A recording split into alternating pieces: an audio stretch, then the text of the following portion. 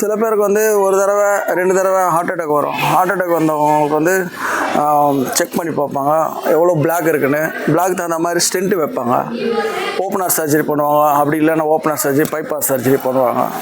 அதுக்கப்புறம் வீட்டுக்கு போயிட்டோடனே ஒரு வாரம் மருத்துவ இதில் இருந்தோடனே வீட்டுக்கு போயிட்டு மருத்துவ ஆலோசனை முறையாக இந்த மாதிரி பண்ணணும், ஒரு வாரம் கழித்து இந்த எக்ஸசைஸ் பண்ணணும், அந்த எக்ஸசைஸ் பண்ணணும், இப்படி படுக்கக்கூடாது, இதெல்லாம் சில விதிமுறைகள்லாம் சொல்லுவாங்க.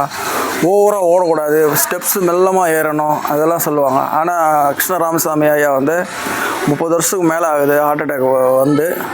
அவர் வந்து அன்றைக்கி அந்த 30 வருஷத்துக்குலேருந்து இன்றைக்கி வரைக்கும் எந்த ஒரு மருத்துவ ரீதியாக எந்த ஒரு ஹார்ட்டுக்கு தேவையான மாத்திரை எதுவுமே, டேப்லெட்ஸ் எதுவுமே போட்டதே கிடையாது. இன்றைக்கி வரைக்கும் ஒரு வயிறு வலினாலும் பல்லு வலினாலும் எதுவும் அவர் எடுத்துக்கிறது கிடையாது. இந்த ஒரு ஹார்ட் அட்டாக்கு இருக்கிற ஒரு 78 வயசு முதியவர் வந்து இந்த பார்க்கில் 1450 முறை வந்து சுழற்சி முறையில் விடாமல் சுற்றிருக்காருன்னா பெரிய விஷயம். இப்போ சில பேர் வந்து ஹார்ட் அட்டாக் வந்தவங்க பைபாஸ் சர்ஜரி பண்ணவங்க வந்து ரொம்ப வேகமாக போக முடியாது அவங்களால. இன்றைக்கி நிலவரத்தில், இன்றைக்கி இருக்கிற ஸ்ட்ரென்த்தில் பார்த்திங்கன்னா, இப்போது என் ஃப்ரெண்டு கூட இருக்கார் ஒருத்தர், விஜயகுமார்னு, மாதவன் இருக்கார், நிறைய பேர் இருக்காங்க, சுற்றி நிறைய பேர் இருக்காங்க. அவங்களாம் ஸ்ட்ரென்த்து வச்சவங்க பைபாஸ் சர்ஜரி பண்ணவங்க வந்து வேகமாக ஓட முடியாது அவங்களால. ஏன்னா மூச்சு திணறல் வரும், அப்படியே மூச்சு பிடிச்சிக்கும். அது மாதிரி அவங்க மெல்லமாக தான் நடப்பாங்க. இருக்குது 15 வருஷம் 20 வருஷம் மேலே வாழ்கிறவங்களாம் இருக்காங்க. தொடர்ந்து மாத்திரை டாக்டரே சொல்லுவாங்க, மருத்துவரே சொல்லுவாங்க, கண்டினியூவாக டேப்லெட் போட்டே ஆகணும், வாழ்நாள் முழுதும் நீ டேப்லெட் போட்டுக்கிட்டே இருக்கணும்.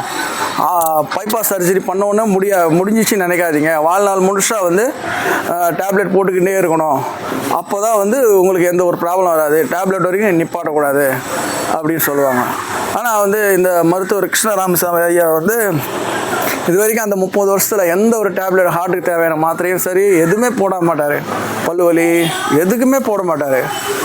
ஒரு பிளட்டு ஒரு நமக்கு ஒரு கீரில் பட்டால் கூட, ரத்தம் வந்தால் கூட அது அப்படி சப்பிக்கிட்டு தான் போவார்.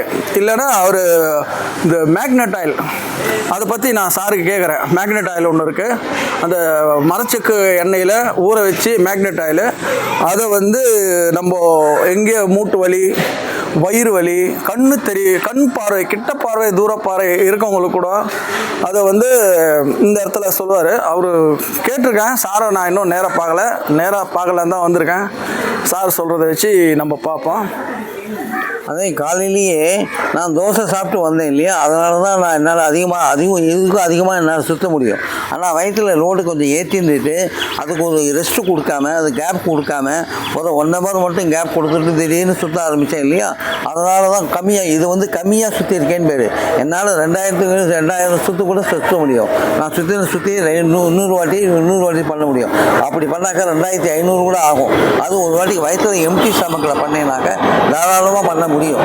இந்த வயசுலேயும் பண்ண முடியும். நீங்கள் கேட்ட மாதிரி நீங்கள் 3 ஹார்ட் அட்டாக் வந்தது, இந்த மாதிரி வந்தது இருந்தால் கூட உங்களுக்கு மூச்சு போய் எந்த விதமான ஒரு வீக்னஸும் இல்லாமல் பண்ணீங்களே அப்படின்னு கேட்டீங்க. நியாயம் தான், கரெக்டு. ஆனால் நான் பண்ணும்போது நான் என்ன பண்ணுறேன், பாயசம் மறந்துடுறேன். பாயசம் ஓரளவுக்கு தான் ஞாபகம் வச்சுக்கிறேன். அது வந்து 95% நம்மளுக்கு ஞாபகப்படுத்திகிட்டே இருக்கும்.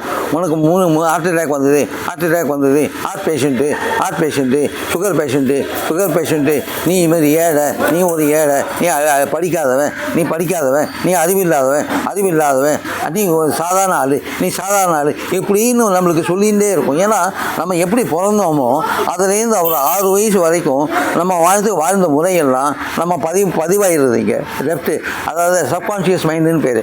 அதுதான் 95% வேலை செய்யுது. ஆனால் நான் என்ன பண்ணுறேன்னாக்க, நான் கான்ஷியஸாக வாழறதுக்கு நான் விரும்புகிறேன்.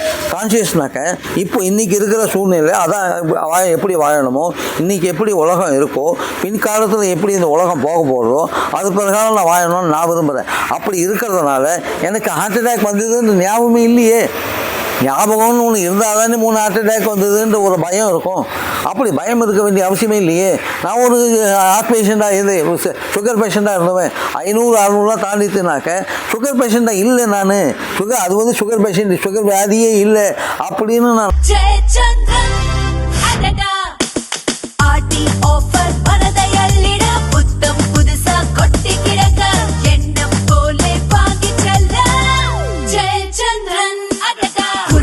பள்ளிக்கரணை மற்றும் தாம்பரம். மனுஷன் இருக்கிறதுனால அந்த சுகர் வியாதின்ற ஒரு ஞாபகமே இல்லை. இப்போ சக்கரை கொடுத்தாலும் உங்களுக்கு தான் எல்லாருக்கும் தெரிஞ்சுன்னு தான் வாழைப்பழம் சாப்பிட்றேன், பிரெட்டை சாப்பிட்றேன், பட்டர் சாப்பிட்றேன், மாம்பழம் சாப்பிட்றேன், எல்லாத்தையுமே சாப்பிட்றேன். இன்னும் சொல்ல போனாக்கா ஒரு 11 பல்லு தான் இருக்குது. இப்போ 11 பல்லு இல்லை என்கிட்ட, 11 பல்லு இல்லை. இருந்தால் கூட பல்லு இருக்கிற மாதிரி பேசின்னு இருக்கேன். ஏன்னாக்க என் பல்லுக்கிட்டேயே நான் பேசின்னு இருக்கேன். என் பல்லுக்கிட்டேயே பேசும்போது என் பல்லு மீதி இருக்கிற பல்லு என்ன சொல்லுதுன்னு கேட்டீங்கன்னாக்க, நான் இருக்கேன் அவனுக்கு, நான் இருக்கேன், மீதி இருக்க 22 பல்லை நம்பி நீ பேசு, நீ சாப்பிடு, நீ கடி, எல்லாம் சாப்பிடலாம், எல்லாம் பேசலாம், நல்லா பேசலான்னு. அதனால தான் இந்த பேச்சு வருது. இதை கேட்டாக்க 4 பேர் கேட்டாங்க என்ன சொன்னாங்கன்னாக்க, எப்படி நீ ஒரு சின்ன பையன் மாதிரி ஒரு யங் ஃபெலோ மாதிரி பேசுறியே அப்படின்னு கேட்குறாங்க. அது மாதிரி கிடையவே கிடையாது. நம்ம அது மாதிரி நினைக்கணும். நம்ம எங்கே உள்ளுக்குள்ளே இருக்கிறதுனால நம்மளுக்கு யூஸ்ஃபுல்லாக இருக்கும். நீங்கள் நம்ம நினச்சிட்டு இருக்கோம் நம்மளுக்கு 80 70 தாண்டினாலே இனிமேல் அடுத்தது இறப்பு தான் அப்படின்னு நம்ம நினச்சிக்கோம். அடுத்தது பெரிய வியாதி வரும், பெரிய வியாதி வந்ததுன்னா உடனே டெத்து தான் அப்படின்னு நம்ம நினச்சிருக்கோம். ஏன் அப்படி நினைக்கிறீங்க? அந்த காலத்தில் முனிவர் ரிஷிகள் 500 வருஷம் 1000 வருஷம் வாழ்ந்தாங்கன்ற உண்மை தெரியுமில்ல. அந்த உண்மையை தெரிஞ்சுன்னு கூட அந்த உண்மையை நீங்கள் உள்ளுக்குள்ளே உள்வாங்கிக்கிறதுக்கு உங்களுக்கு விருப்பம் இல்லை. நீங்கள் உள்வாங்கிக்கோங்க. அந்த காலத்தில் வாழ்ந்தாங்கன்னாக்க அந்த உள்ளத்தை அள்ளி அள்ளி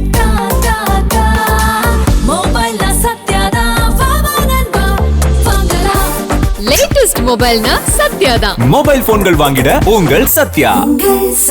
உங்களுக்கு இந்த காலத்தில் இருக்கக்கூடிய சலுகைகள் ஒன்றுமே இல்லை. அதனால சலுகைகள் பற்றி அவங்க யோசிக்கவே இல்லை. நான் வாழணும், நான் வாழ்ந்தே தீருவேன், மற்ற பிரபஞ்ச சக்தியை எடுத்துகிட்டே இருப்பேன் அப்படின்னு இருந்தாங்க. பிரபஞ்ச சக்தியை நிறையா எடுத்துவேன் அப்படின்னு காட்டில் போய் இருந்தாங்க.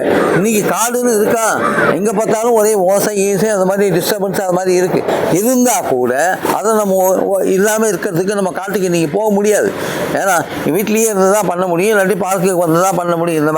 இந்த மாதிரி பார்க்குக்கு வந்து இந்த மாதிரி ஒரு மனசை இருக்கு, கண்ணை மூடிக்கோங்க, கண்ணை மூடிட்டு உட்காந்து பண்ணுங்க. உட்காந்து பண்ணும்போது காலை நீட்டிக்கோங்க. சேரில் உட்காந்தீங்கன்னாக்க, இல்லை தரையில் உட்காந்துங்க, சப்பலா மூட்டின்னு உட்காந்துக்கோங்க. அதையும் செஞ்சு காமிக்கிறேன் பாருங்கள்.